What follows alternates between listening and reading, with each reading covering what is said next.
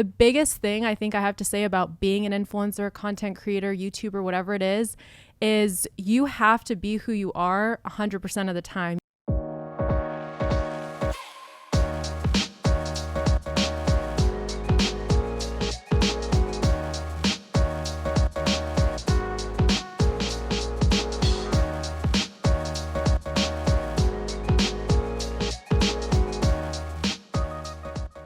This is Dave Meltzer with Entrepreneur the Playbook, and I have adaatude with Attitude, one of the original influencers. I love the word influencer because I'm an old man. I'm Uncle Dave of the internet, probably the oldest person with a following on Instagram.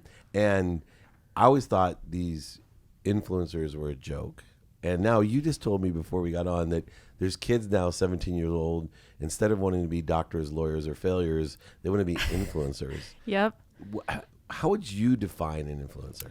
I think an influencer is somebody who has some sort of presence, whether it's online or through media, who is literally influencing people to either purchase products, go to events, do certain actions. They're basically pushing people. They're basically like the new version of salespeople, to be honest, because now that everything is transferred online, it's the new sales approach because every brand wants to talk to an influencer to sell their clothes, to sell their product. So it's honestly like the new age salesperson.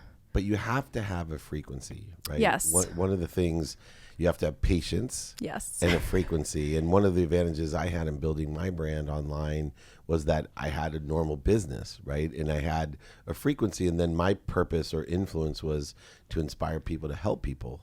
And so I'm one of the few influencers you'll see that I never sell anything. I actually give away my books and pay for shipping. But I'm blessed because I'm a traditional business person that makes enough money to do that. Right. But I'm all for selling. Yeah. And I'm all for people that have their own personality.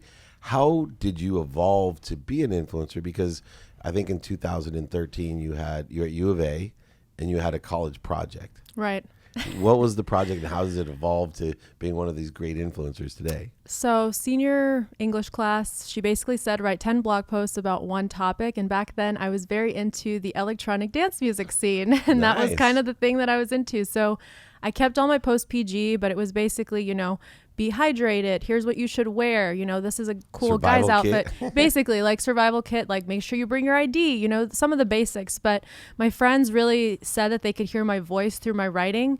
And this is actually one of my favorite things when I read certain authors, if they're comedians or they do something else, when you can read their personality through what they write and what they post online, that's so powerful because you want to get personality out of a post. You don't want it to just say, having a good day. It's got to have some kind of meaning and personality behind it. And if people can get your personality through that content, it's incredible. But 10 blog posts turn into 50 blog posts, 50 blog posts turn into Instagram, Facebook, YouTube, and everything else that I have today. So it all just kind of escalated back then when I started with music. I then started adding beauty because I loved makeup and I love to review products and tell people this is really good or this is garbage. Do not go to the store and buy this. And then I added travel over time because my old corporate job was in the tourism space. So then I got, the 5 things to do in Lisbon, 10 things to do in Chicago, the kind of like the hit list of things that you have to go see, places you got to eat. And then the most recent addition is fashion. So it's pretty much all lifestyle, but I started originally doing mostly beauty. So it's definitely evolved over time. Coming from being an author to being able to speak on stage to then be able to have short form video, they're different mediums. And I think some people don't translate over from writing to being on a stage or being able to be videoed. 100%. Where did you find the biggest challenge in that transformation? Video for sure. When I first started on YouTube, everyone that knew me said, you have a video voice, the super shy, hi, I'm Adaletta, super awkward. And I watched those videos back. There's definitely awkwardness, but it takes a while to get comfortable in front of a screen because you don't know who's watching on the other side. Over time, you get more comfortable and you can talk and you can do interviews like we're doing right now. And it's super relaxed and chill. But when you first start out, it's hard to do that in person with people. And it's hard to exude who you are if you're actually talking to people. And I think that's one of the biggest things that I brought up, that kids want to be influencers, but we're getting in this day and age where sometimes people have so much personality in front of their phone and zero personality when they're actually out in the world and are talking to people. So the biggest thing I think I have to say about being an influencer, content creator, YouTuber, whatever it is you have to be who you are 100% of the time. You can't be one person online and then a whole other person when you're, not online. It just doesn't make sense because people can see right through that. They can see, this isn't really Angie, and like Angie's friends will know, like, that's really not who she is in person. So people always want to be somebody else and they want to live the lifestyle, but you got to just be yourself because people are more interested in real people than just, this magical fairy tale that's not even a real person. Right. You can't pretend. I think it's interesting because I see, kids of my generation, when they were shy, they'd look at their own shoes. Today, kids that are extroverted, an extrovert today, I think that they just look down at the other person's shoes. That's an extrovert. Yep. But it's interesting, this frequency thing, because my biggest challenge when I started becoming a personality, right? I'd represented personalities as an agent, right? Yep. Ran the most notable sports agency, had the biggest names in sports, marketing company, and I was always Switzerland. Right, because I always wanted to get the deal done, right, so I was to bring everyone together, and I was always Switzerland. So all of a sudden, I had to I wrote a book, and people wanted to hear my voice. Yeah. And I started doing interviews as an expert on a variety of different things, from technology to sports or whatever, and I wanted to please everyone. Yep. And it was that same syndrome until I took a stance. I think, I never thought I'd have a Gary Vee poster up in my office or studio, but my favorite thing about Gary is he's not afraid to take a stance. Even sometimes he makes the most ridiculous stances in the world. In my opinion, which is cool because he believes what he says. Right. But he takes the stance, Yep. and I've learned so much as a mentor. For him to be my mentor of, dude, you got to take a stance. You got to have a frequency. Yep. You have to have an opinion. And what I love now is people, like, they want me to do the audible for my new book, right? They want me They want that on voice. stage. Mm-hmm. They want the voice. Yep. Even though I have a face for radio, they actually want to see the videos because now I literally get what they were talking about. Find your frequency. Yep. And the hardest part about doing that is, I have a feeling you're the same as me. I wanted everyone to love me, right? I wanted, I started off that way. I did. I That's what I wanted to figured. people pleaser, and I wanted everyone to like me. I wanted everyone and their mother to follow me. Oh my gosh, if you didn't follow me, you couldn't be friends with be me. nice to you, right? It's just like, And be nice to you. Yeah, it was have to please everybody. But again, that's one of the things that I learned over time is that I'm not going to please everybody. People are not going to like me for whatever reason. So I'm just going to jive with the people who do like me, because at the end of the day, there's always that one person. This is the best analogy. There's always that one person that you see and just the sight of them annoys you. And that's who I am to some people. And that's okay, because that's just the way it is. That's the way the cookie crumbles. Not everyone's going to love you. But when I started, I was like, everyone needs to follow me, you know? And my friends and family were like, you need to relax. Mine too. You get over it over time because you're like, okay, I have all these people who care about what I have to say. I don't have to force anybody, to follow me at this point. My biggest problem now, and I think it happens to athletes and influencers, is my family wants to protect me. So I have to keep my wife off of some of the comments because she gets like personally upset. And I'm like, first of all, just tell them to call me on my cell phone. Yeah. Like, if you got a problem with me or you don't agree with what I'm saying, I'm so open. Right. In fact, I'm very interested to understand people that don't get me. Yeah. Like, I'm interested more in people to hear their perspective. that don't. Like you said, some people, this happened to me today at the gym. It's funny that you said that. There's this guy at the gym, and I know for whatever reason, does not like me. I've never talked to him. Yeah. Ever. He may listen to my videos, watch my videos or listen to me, but he absolutely doesn't want, so today I saw him coming in as I'm leaving. Yeah. So I kind of maneuver over to give him the big, hey man, how you doing? And he gave me the ice cold Ivan Drago stare. Like, I'm going to knock you until tomorrow. If he dies, he dies. Yeah. Not even an emotion in his face other than, you disgust me, man. I'm not even going to recognize you. It's crazy. What do you do with the negative comments? Do you ignore them? Do you respond? So for the most part, I ignore the negative comments. And someone actually told me something recently that did resonate with me, in the fact that if we don't respond to negative comments, we are still responding on the inside, and we're internalizing that hatred that someone sent our way. So the idea is to read it, like compartmentalize it and then move on, because you have to process it. If someone's sending you really nasty things, which they will no matter what, I can't tell you how many people in this industry have told me that my lips need to be bigger, that I need a nose job, that I need, you know, like Botox, and it's every Imagine what day. they're saying about me, because you're people beautiful. say like teeth, like people notice my teeth too, because I talk on Instagram stories and they're like, wow, your bottom teeth are really crooked. And I'm like, thanks, Susan. I know. I see them every day, you know, like you don't need to tell me something I already know. But the amount of hate is just, I take it in, whatever. And I move on, because at the end of the day, I'm happy with who I am. And you know that they're just not happy with who they are. So they feel this need to send this negative energy because they're unhappy themselves. It's taken me a long time to get to this point where I can just shrug it off, because it really did offend me and it hurt me. And I would tell, you know, a friend, I'd be like, oh my gosh, I just got this nasty comment. And my friend would be like, well, why don't even believe it? It doesn't even matter at the end of the day. Who is this person? And why don't they even have a profile picture? You know, like they're just a negative Nancy online, just spreading negativity. So you just got to move past it. A lot of times you look at their profiles, they're all negative. Yep. So how could they look at you positive if everything has a lens? Everything has a negative. Yeah, they're looking through, I don't know if we can cuss, but yeah, you can cuss. Shit stained glasses. That's how exactly. Everything is through that. I love that. Yeah. Now, you give a lot of good advice as well. And I'd love your advice on how to build a brand today. If you have that 17-year-old and they came up to you and said, Adaletta, I love what you do, right? That's your name. Is that how you giggle? No. It's but they do say that, right? So many questions about this all the time of how do I do this? Yeah, because I get the same one, but I'm 51 years old. And I didn't start with a blog in 2013. I'm a traditional business person, and I don't sell. Yeah. And so, but I do know how to brand people traditionally and digitally. But what advice would you give? This, you know, I know some of it you and I share. Yeah. What would that advice be? It's changed a lot since I started. It's much easier to do this today, but there's a lot of resources online. There's amazing sources like Gary Vee, who can really teach you how to build everything from the ground up. But the biggest thing is stay authentic and find that passion, because you can't really start off as lifestyle and this all-encompassing personality today as easily as you could 10 years ago, because now there's experts in every field. There's beauty experts, there's fashion experts, there's cooking experts. So you have to pick something and just share with the world why you're so passionate about it.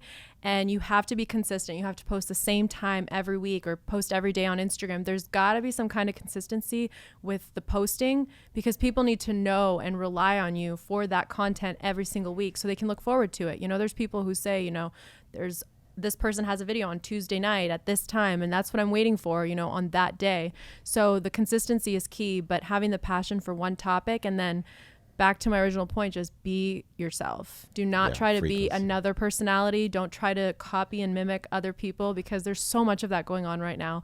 If I do certain things, if I change the way my photo looks on Instagram, I literally see 10 people doing that the next day that are on my feed. I'm like, what on earth? Why can't we all just like be different? And I'm just trying so hard to be different, but everyone just latches on to trying to be something different, because everyone wants to stand out. And in a age where everybody wants to do this, it's hard. It really is. So you just got to be true to what you know.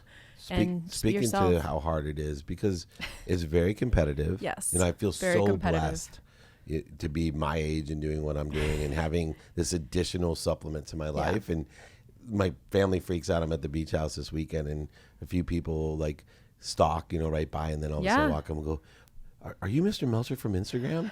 Right? Are you Uncle Dave? Can I take a picture with you? And like my whole family's on the back going, are you kidding, Dave? Are you literally, this is really happening? You know, and then they're like, whoa, you're friends with Gary Vee. You know, it's so cool. But one word comes to mind that most people, especially 17-year-olds, don't get, including my kids. And it takes a lot of patience. Talk to me about, you know, how long it takes, even though you have your frequency, how long it takes to build an audience. So this is one of those most frequently asked questions. Someone's coming to me and wants to make their rent money, and they don't even have an Instagram account. I'm like, oh, you're going to have to wait a while until you can actually make money from this before you make $1. It was a black hole of money for me for about 3.5 years until I actually started making some income. But back then, I mean, the brands weren't really paying. Today, you can have 1,000 followers and you could still make $40 off posting something. Sure. So you really can do it right away. It just, you need an audience. You need people who are going to click through. You need people who are going to do what you say. But you also don't necessarily have to be a salesperson. You need to be creative in your content. So if you don't drive a sale, but you have super engaging content that you're creating, you have an amazing photographer, awesome videographer, brands will hire you for that too, even though you didn't sell anything. It just really depends on what your end goal is. So there's two sides to it. So it really does require some kind of an audience, because that's truly, you can't be an influencer without influencing somebody. And today I think they say you only need 1,000 followers to really, push something. But I think it's because you need 1,000 true fans with whatever business, traditional business, social media business, anything. If you have 1,000 true fans, any business can be successful, because those people will buy and take in what you're giving them no matter what. So you just need those loyal fans. Now, my biggest challenge is, I have a show with Entrepreneur, 40 million viewers. We get over 5 million views and listens and everything on the podcast. And then I have a smaller Instagram than you do, but for a guy my age, I think I'm at 250,000 in a year and a half. It's a lot. But I can't, I do everything myself. Like, I want to respond myself. Yeah. I send books, Yep. pay for shipping myself.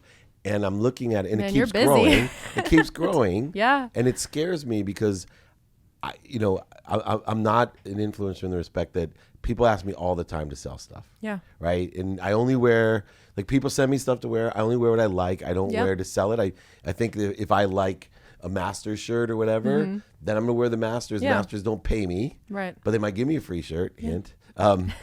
And I get books all the time, and I Yeah. talk about them. But your following keeps growing. Does it ever, is there an area that it's like, oh my gosh, this thing's going to break? Like, I know you can monetize it, but do you worry about the other side of it? Like, because, I'll walk the streets in New York with Gary, and it's like Muhammad Ali. And I don't want that. Like, I'm perfect famous. I like 2 or 3 people wanting to take a picture with me. Yeah. And I look cool, and I'm like ego boosted. But I don't want to, like, Warren Moon is my business partner. We go to dinner and he can't eat. Yeah. Does any of that ever worry you? I think there's one side that does worry me, which is if you get to 1 million followers, it's a lot harder for brands to pay you, because they feel like it's unfair if they don't have the budget. So that's one problematic side on the business side of things. Because even today, with the amount I have, some brands are offering me like $100 for a post, and I'm like, oh no. Yeah, right, like that's not even enough to cover my photographer. Right. So there is that business issue. But then in terms of the safety thing, my fiance and my friends always tell me not to take photos in very notable places, especially around the house, because someone can see like a street corner, and I live in the desert. So if they saw a certain saguaro or they saw a certain bush, they would know where I live, because there are kind of creepy people like that. And they also see my P.O. box address, but I'm just glad that it goes there, because that all gets filtered. There is that element that, because I am very real and I kind of do talk a lot of smack like Gary Vee does, someone's going to get pissed off at some point. Am I going to piss them off enough to send me like poop in a box? I don't know. You know, those shit glasses that you're looking for. I but mean, it is. Yeah. That's like the scariest part. I mean, I show my office, and the office is public. I've had Ed Milet, people show up at his house. People have shown up, and I live in a gated community, and they still get through. What? Yeah, How? yeah. Well, because they do the same thing. They know the neighborhood. Oh, they're just following somebody into the neighborhood. Yeah, or and they can know ask the code at the door. Oh my Gay goodness. guys have now picked up on it, because one actually is an Instagram fan, thank goodness. Yeah. But someone said, "Oh, it was Mr. Meltzer. I'm here to see Mr. Meltzer," and said something, and they let him in. And he goes, "Oh, by the way, is he down here to the right or the left?" Oh, and he told him where I lived. And yeah, they showed up. Luckily, it was a fan. Okay. Not somebody who was angry. I'm not usually preach gratitude, and I'm not quite as edgy. Yeah. Because I'm trying to inspire people. Last question, though. I know it's always with the good people that I think my show's too short, by the way. But I'm just like a fan. I'm like, God, he needs a longer show. These people are great. What advice would you give me? I'm in a different space than you, but I'm growing. LinkedIn's huge. Instagram's huge. I'm trying to grow my YouTube, which is much harder. Yeah, a lot for harder. both of us. A lot harder. But what advice would you give me over the next 12 months of me as an influence? What would you do if you were me? I think I would focus a lot on video content. Doing this podcast and having a voice to what you're saying is amazing, because it's getting away from just images. But video, even better. And I'm part of the influencer squad for Gary Vee, he sends videos for everything. Like he says he's sending us wine. He sends a video to the influencers and says, I'm sending this wine and I hope you like it. It's the best wine you've ever going to taste. Hope you guys like it, you know, but everything is video. Just because there's more, you can actually exude your personality. And that's what drives sales these days. It's a lot harder to just show an image of something and have thousands of people buy it. But if they see you talking about it across the board, you can share it on IGTV now. Yeah. By the way, Instagram is really pushing IGTV at the moment. The views are just, I mean, they're substantially more than if you ever post in your feed. Right. So the focus is really on video. So I would say you could do more video. That's the advice Gary gave me. So I started doing 3 videos a day, and literally things went crazy. I mean, that's why we video this now. Yeah. The fact that IGTV, like 3 months ago, I posted on my feed, 30,000 views maybe. IGTV, almost 100,000. I didn't do anything differently. I just posted on IGTV, and it's because Instagram wants you to stay on there. Well, they also want you to stay on Instagram as long as possible. So they're going to push whatever it is, whatever new feature, so you would spend more time and post all your content there and not go to YouTube. So it's... There you go. Yep. I'm a big video guy. Yeah. I think you have the great personality for it too. Well, thank you. Yeah, I think it works when you have a personality versus, you know, some people are just like stone cold face. That doesn't really work. Boring. Well, you have a great personality, and I really appreciate you coming on. Yeah, thank you so much. Really for having great me. advice. There's so many people that want to be influencers, and it is an entrepreneur. An influencer is an entrepreneur. There's many ways to monetize it, and what's cool about it is you control your own brand as an influencer. Yes, you can decide how you want to make money, who you want to work with. You know, how often it's... How you want to change. Exactly. Grow. It'll be fun to watch you. And I'm a huge fan of yours, too, so I appreciate it. Thank you. Awesome. This is Adaletta and Dave Meltzer. Is that right? Yes. Good. This is Adaletta and Dave Meltzer here with Entrepreneurs, The Playbook.